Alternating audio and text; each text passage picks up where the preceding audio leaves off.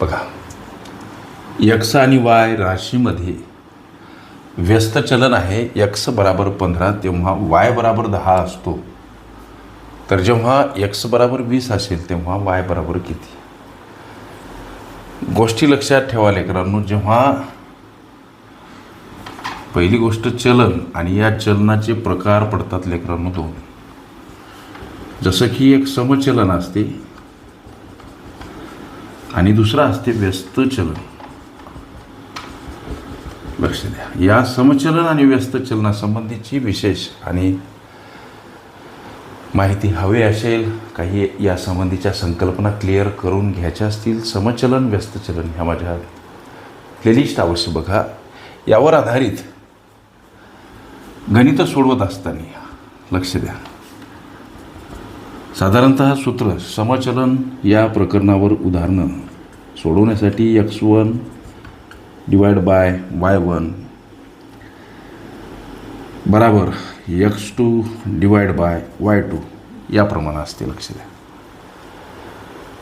आता इकडं कसं तर x1 गुणिला y1 बराबर x2 गुणिला y2. लक्ष द्या, अशा पद्धतीची ही सूत्ररचना पक्की लक्षात ठेवा. आता समचलन म्हणजे काय, व्यस्त चलन म्हणजे काय? आपल्याला प्रश्न व्यस्त चलनावर आधारित आहे. व्यस्त चलन म्हणजे चलनामध्ये असलेल्या ज्या दोन राशी असतात त्यामधली एक राशी वाढते, दुसरी राशी कमी होते. त्या प्रमाणामध्ये जेव्हा दुसरी राशी वाढते तेव्हा पहिली राशी कमी होते. गायी चारा या प्रकरणाशी संबंधित हे प्रश्न असतात लेकरांनो. लक्ष द्या. आता हे व्यस्त चलनावर आधारित गणित आहे. गणित म्हणते की आमचा x1 कोणता समजायचा तर हा 15 आणि y1 कोणता समजायचा तर 10. दुसऱ्या राशीमध्ये हे x2 y2 का मांडले तर ही रास दुसरी आहे म्हणून. x1 y1 का मांडले तर रास पहिली आहे म्हणून. आता दुसऱ्या राशीमधील x काय आहे तर 20. आम्हाला दुसऱ्या राशीमधला y विचारला म्हणून y2. मग आता याची मांडणी सूत्रानिहाय करायची. अशा पद्धतीचे प्रश्न सोडवण्यासाठीचे खास करून सूत्र असतात. x1 गुणिला y1 बराबर x2 गुणिला, हे सूत्र पाठ करा. आमचा x1 म्हणजे हे 15, y1 म्हणजे 10, दुसऱ्या राशीतील x म्हणजे 20 आणि दुसऱ्या राशीतील y विचारला.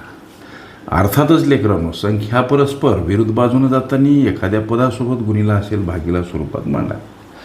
मग आता 10 दोन्ही 20 व्हावं लागलं सर इथं. मग आता 15 भागीला 2 समोर हे दुसऱ्या राशीतील y, हा भाग कसा जातो 7.5, हा आहे दुसऱ्या राशीतील y. जेव्हा x बराबर 20 असेल तेव्हा y बराबर किती 7.5 हे तुमच्या विचारल्या प्रश्नाचं लेकरांनो उत्तर. ओके. समचलन व्यस्त चलन ह्या माझ्या प्लेलिस्ट अवश्य बघा. त्यामध्ये विविध स्पर्धकांनी विविध अंगांनी विचारल्या संभाव्य अशा असंख्य प्रश्नांचा सराव तुम्हाला करता येईल. ओके.